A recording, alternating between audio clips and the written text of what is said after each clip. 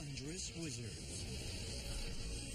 Merlin is the authority, really, the advisor behind the throne. Mysterious sorcerers. Their job was really to communicate with the sacred in order to bring about change here on Earth. And heavenly beings possessed of unimaginable power. So what had begun as a battle of magic becomes a horrific bloodbath. Throughout the ancient world, magic was used for everything from healing to communicating with the gods. But did real magic really exist? And if so, could it have come from an otherworldly source? Certain human beings seem to have somehow mastered the power of the universe to an extent that even we don't understand. The ancients believed that they learned magic from their gods, and these extraterrestrial gods had taught them these powers. Millions of people around the world believe we have been visited in the past by extraterrestrial beings. What if it were true? Did ancient aliens really help to shape our history? And will we find proof by exploring the magic of the gods?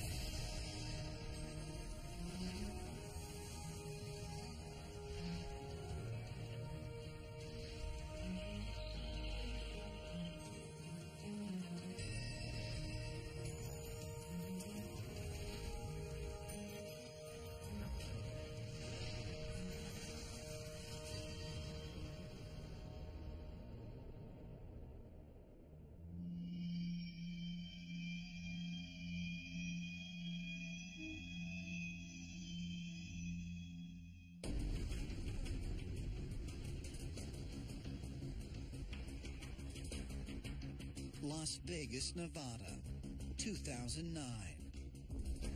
Magician Steve Wyrick stuns a circle of 40 onlookers as he appears to make a 3-ton Hummer raise the curtain, vanish in an instant. Everyone, join hands.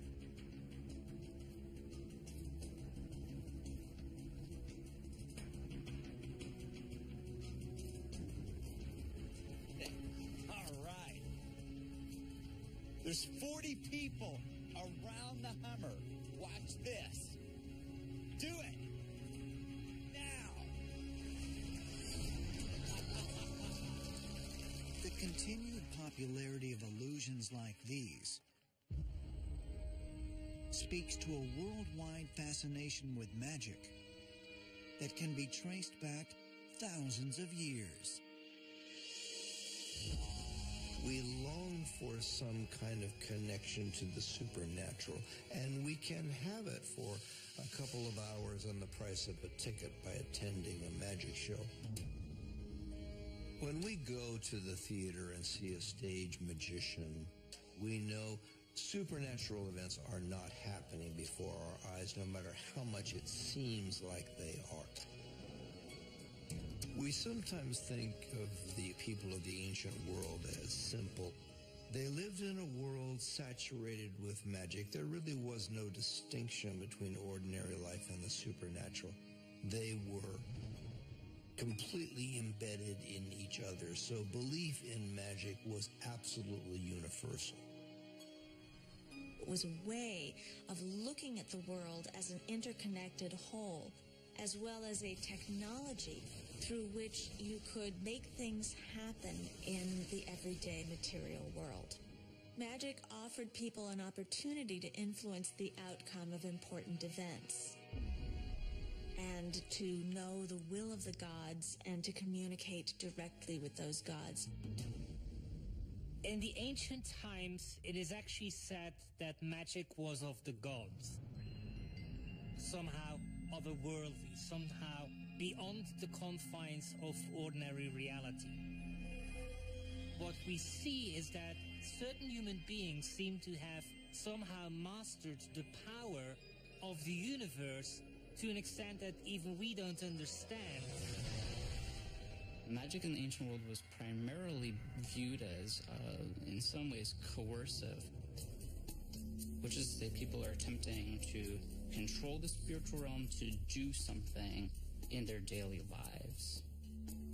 So whereas modern magic is primarily driven to engage in sort of trickery, in the ancient world there was an attempt to sort of coerce spirits to sort of affect one's life and the direction of one's life, whether that would be one's fate or in some ways nature as well. But did magic really exist in the ancient world? Not as a form of theater, but as a means of replicating the power of the gods. Shanxi Province, China, 7th century A.D. The Zhangqiao mountain range. Here, according to Chinese mythology, lived Zhang Lao, a Taoist saint thought to possess unique magical abilities and a profound understanding of the secrets of nature. He was one of what were referred to as the Eight Immortals. So the Eight Immortals are these semi-mythical figures in Chinese history. The majority of them, they're based on people who actually existed, and then certain legends accrued around these people as time passed. The historical figure of Zhang Lao is thought to have lived in the mid-7th to the mid-8th centuries, and he was very renowned for his magical skills, even at the time. Shang Kuo Lao is possibly the most interesting of the Eight Immortals. He is depicted as an old man. He could make himself invisible. He could go without food for days. According to Chinese mythology, Zhang Lao first emerged at the very beginning of the universe, where he appeared out of chaos in the form of a white bat. He was thought to be a gifted alchemist, necromancer, and sorcerer. So Zhang Lao is often depicted as riding a magical mule. And what's peculiar is that he is seated facing backwards on this mule. The mule can ride divine winds and also cross thousands of miles in a single day without ever stopping once for rest. When Zhang Lao finds a place that he wants to settle for the night, he actually folds up his mule as one would fold a piece of paper until it is the size that you can fit in your pocket. And then he would reactivate it by sprinkling water on it, and it would reappear again. So you have to ask yourself, is this white mule actually some kind of incredible alien technology that allowed him to travel around China? It's entirely possible that what they're describing here is some type of a craft, and that Shang Kuo Lao himself may possibly have been an extraterrestrial. And in order to explain his abilities and technology, our ancestors described him as a magical being. But is it possible that extraterrestrials could develop a technology in which you have some sort of flying machine that can fold itself into hyperspace? It runs on an advanced energy propulsion source. You can travel with it. It's short, it's compact, and when you're done, you just fold it into hyperspace, and it's something that you hold in your hand, and the whole thing just folds up. Is it possible that Zhang Lao really existed? And if so, could his amazing powers of transformation have been based on an advanced perhaps extraterrestrial form of transportation. Ancient astronaut theorists believe further clues can be found more than 1,700 miles away in Patna, India. Situated on the southern shores of the Ganges River, this ancient city is believed to be the place where the great spiritual leader, Buddha, embarked on an incredible journey in 483 BC. Gautama Buddha was a messenger and sage who was born in what is now Nepal sometime around 500 to 600 before the Common Era, and he was the original figure in the teachings that became Buddhism.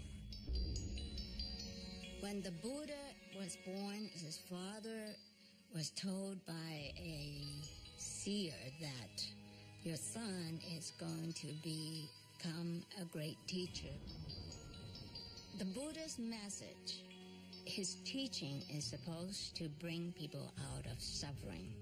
He made up a religion to solve what he considered as the basic problems of living. The Buddha traveled around India spreading his teachings. His followers and the monastic community grew increasingly. He was perceived as a human, but an extraordinary human. In the process of gaining enlightenment, he had these realizations that were marked by supernatural powers. He actually projected and built through pure psychic power this bejeweled walkway up in the sky. And he paced up and down that walkway filled with jewels for about a week. According to ancient texts, near the end of his life, Buddha and his many disciples attempted to cross the Ganges, but were blocked by raging floodwaters. Well, it happened to be the time of the year when the great river is flooded. It's at its high peak. Not only is it very, very wide, almost a mile wide at that time of the year, but it's going very fast, something like 70 miles an hour, a virtual rapid. And he sees people on one side of the Ganges trying to build up these frail rafts, trying to cross the river. And what he does is, in an instant, and the text says that in the time it takes for a strong man to stretch out his bent arm or to bend his outstretched arm, the Buddha appears on the other side of the river. Now, there was no boat, no form of transportation whatsoever, and people witnessed this. So was this some sort of a miracle? Of course not. So are we talking about teleportation here? Some type of technology that was misinterpreted as a miracle? Might the incredible feats performed by beings like Buddha and Zhongguo Lao be based on real-life extraterrestrial encounters? And if so, could they have been the inspiration for what we now call magic?